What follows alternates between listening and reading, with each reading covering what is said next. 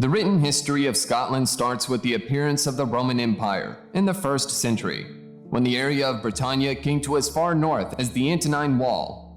North of this was Caledonia, occupied by the Picti, whose uprisings constrained Rome's armies back to Hadrian's Wall. The Kingdom of Scotland was joined under the House of Alpin, whose individuals battled among one another during continuous contested progressions. The last Alpin ruler, Malcolm II, kicked the bucket without a male issue in the mid-11th century, and the realm went through his little girl's child to the House of Dunkeld, or Canmore. The last Dunkeld ruler, Alexander III, kicked the bucket in 1286.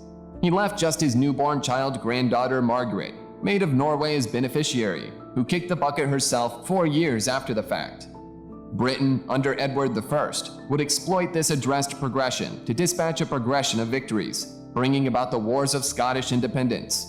As Scotland passed to and fro between the House of Balliol and the House of Bruce, Scotland's definitive triumph affirmed Scotland as a completely free and sovereign realm. When King David II passed on without issue, his nephew Robert II set up the House of Stewart, which would manage Scotland uncontested for the following 3 centuries.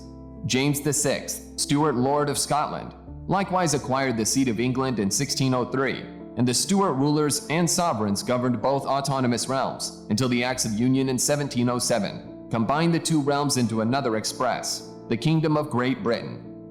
Administering until 1714, Queen Anne was the last Stewart ruler.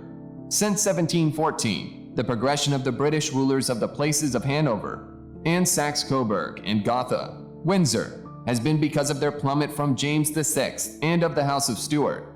Scotland's relations with England, with which it was converged in 1707 to shape the United Kingdom of Great Britain, have for some time been troublesome. Albeit significantly affected by the English, Scotland has since a long time ago would not view itself as something besides a different nation. And it has bound itself to chronicled certainty and legend, the same with an end goal to hold public personality, just as to the particular vernacular of English called Scots, composing rebelliously of his nation's status. The patriot artist Hugh MacDiarmid announced, "For we have confidence in Scotland's shrouded poors, the present theirs, yet of the past and future's ours." That autonomous soul proved to be fruitful in 1996, when the exceptionally emblematic Stone of Scone was gotten back to Edinburgh, Scotland's capital, from London. And in 1999, another Scottish Parliament, the first since 1707, was chosen and given huge controls over Scottish issues. Dedicated, viable, and pleased with their customs, the Scots have gained notoriety for frugality that borderlines on parsimony. Voyagers to the nation, in any case, regularly comment on the liability and benevolence of their hosts, just as on the dynamic quality of contemporary Scottish culture.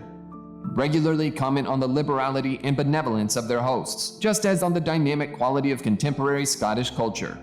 An old Gaelic tune, a gift on steers, and the individuals who keep them, addresses that neighborliness in an occasionally cold scene. Scotland is limited by England toward the south, the Atlantic Ocean toward the west and north, and the North Sea toward the east. The west coast is bordered by profound spaces and by various islands, fluctuating in size from simple rocks to the enormous landmasses of Lewis and Harris, Skye, and Mull. The island groups of Orkney and Shetland lie toward the north, as its most prominent length, estimated from Cape Wrath to the Mole of Galloway.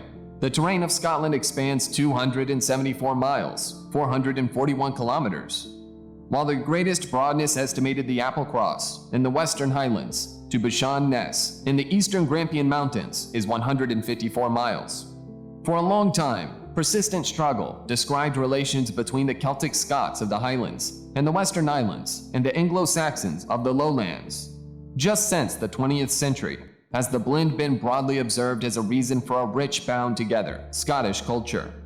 The individuals of Shetland and Orkney would in general stay separated from both of these components, and to look to Scandinavia as the reflection of their Norse legacy. Significant outsider gatherings have shown up, most outstandingly Irish workers. There have additionally been huge gatherings of Jews, Lithuanians, Italians, and after World War II, Poles and others, just as a later convergence of Asians, particularly from Pakistan. The augmentation of the European Union in 2004 prompted an emotional expansion and movement, from the nations of Eastern Europe.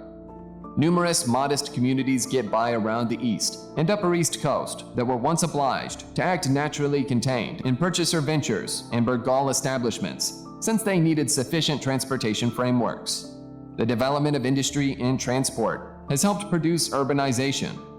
Edinburgh, Dundee, and Aberdeen are focuses of organization, trade, and industry for their zones. However, just Focal Clydeside, incorporating Glasgow with its satellite towns, is adequately enormous to merit the official title of conurbation. Mining and force-age represent short of what 1/10 of Scotland's yearly GDP. Until the most recent decade of the 20th century, Scotland's central mineral asset was coal. The business arrived at a pinnacle yearly creation of 43 million tons in 1913, however, thusly declined radically.